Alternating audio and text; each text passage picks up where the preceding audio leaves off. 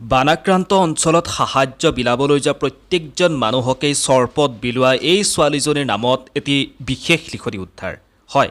আপোনালোকে নিশ্চয় খবৰটো পাইছে। এই ছোৱালীজনীৰ সেই ভিডিঅ'টো আপোনালোকে নিশ্চয় এবাৰৰ বাবে হ'লেও দেখিছে, যিহেতু উজনি অসমৰ বিভিন্ন ঠাই এতিয়াও বানৰ কবলত পৰি আছে আৰু সেই বানাক্ৰান্ত অঞ্চলসমূহলৈ অসমৰ চুকে কোণে বহু মানুহ সেই বানাক্ৰান্ত অঞ্চলসমূহলৈ গৈছে আৰু তাতে যিসমূহ ব্যক্তি আছে সেই ব্যক্তিসকলক সাহায্য প্ৰদান কৰিছে। তাৰ মাজতেই বহু তিতা মিঠা অভিজ্ঞতা সেই বানাক্ৰান্ত অঞ্চললৈ যোৱা ব্যক্তিসকলে সেই সাহায্য প্ৰদান কৰিবলৈ যোৱা ব্যক্তিসকলে বিভিন্ন তিতা মিঠা অভিজ্ঞতা গোটাইছে। দেখা পাইছে আপোনালোকে কোনো এগৰাকী মহিলা এগৰাকী বান সাহায্য লৈ গৈ থকা অৱস্থাত সেই মহিলাগৰাকীক কোনোবাই যদি অশ্লীল ইংগিত দিছে। আনফালে যদি আপোনালোকে চাবলৈ যায়, আজিৰ পৰা দুদিন আগত ভাইৰেল হৈ পৰা এটা বিশেষ ভিডিঅ' বানাক্ৰান্ত অঞ্চললৈ সাহায্য প্ৰদান কৰিবলৈ যোৱা ব্যক্তিসকলক এইদৰে এগৰাকী যুৱতীয়ে এইদৰে নিজে ঘৰতে চৰপত বিলাই ৰাস্তাৰে যোৱা সেই বানাক্ৰান্ত অঞ্চলক সাহায্য প্ৰদান কৰিবলৈ যোৱা প্ৰত্যেকজন ব্যক্তিকে এইদৰে চৰপত বিলোৱা দেখিবলৈ পোৱা গৈছে। সঁচাকৈ এই ভিডিঅ'টোৱে বৰ্তমান সময়ত সামাজিক মাধ্যমত চাঞ্চল্যৰ সৃষ্টি কৰিছে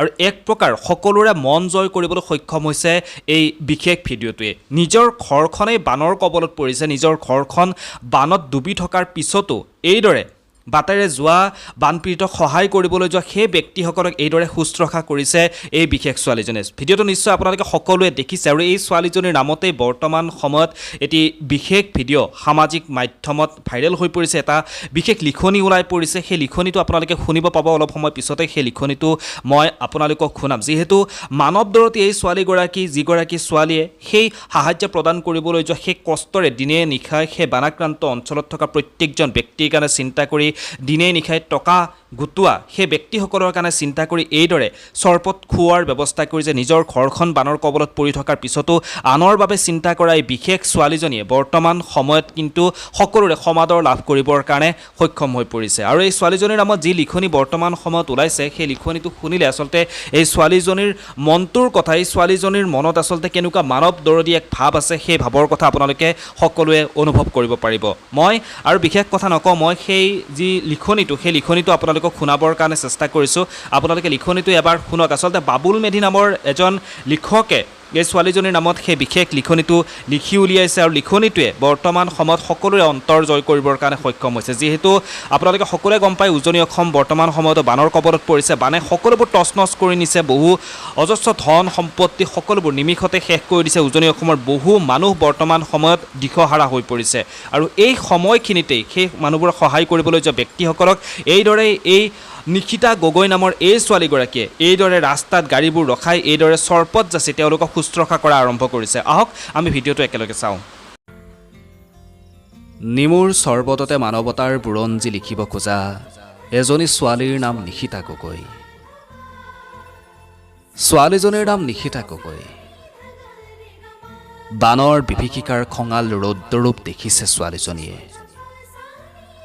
বানে দিশহাৰা কৰা মানুহবোৰৰ চকুৰ পৰিভাষা দেখিছে ছোৱালীজনীয়ে। ছোৱালীজনীৰ নাম নিশিতা গগৈ। বানপানীৰ খবৰ ল'বলৈ মানুহবোৰ আহে তাইৰ চহৰলৈ। তাই নিমুৰ চৰবতত মানৱতাৰ হাঁহি মিহলাই বানপানীৰ খবৰ লোৱা মানুহবোৰৰ খেতা পৰা শুষ্ক মুখবোৰলৈ চাই কয়, নিমুৰ চৰবত ঘৰতে বনোৱা খাওক। ছোৱালীজনীৰ নাম নিশিতা গগৈ। যেনেক মানৱতাৰ স্বীকৃতি পোৱা পাকিস্তানৰ কিশোৰী মালালা ইউছুফজাই। ছোৱালীজনীৰ নাম নিশিতা গগৈ। তাই জানে মানৱতাৰ বুৰঞ্জীত কেনেকৈ লিখা থাকে মানুহৰ অঘোষিত কাহিনীৰ এক অপৰিসমাপ্ত অন্য এক কাহিনী। জীৱন যুদ্ধজয়ী এক শ্লোগান, জীৱন পৰাণ জৰুৱা গান। নাম ছোৱালীজনীৰ নিশিতা গগৈ, শিৱসাগৰৰ বিতুবাৰীৰ। বান বিধ্বস্ত অঞ্চলত সাহায্য দিবলৈ অহা প্ৰায়বোৰ মানুহকে নিমুৰ চৰবতেৰে অতিথি আপ্যায়নৰ এক বিশেষ ভূমিকা লৈছে ৰাজপথত এই ছোৱালীজনীয়ে। ছোৱালীজনীৰ মানৱীয় দৃষ্টিৰ উদাৰ সৰলতালৈ সন্মান জনাই মোৰ এই কাব্যলেখা। God bless you Nishita.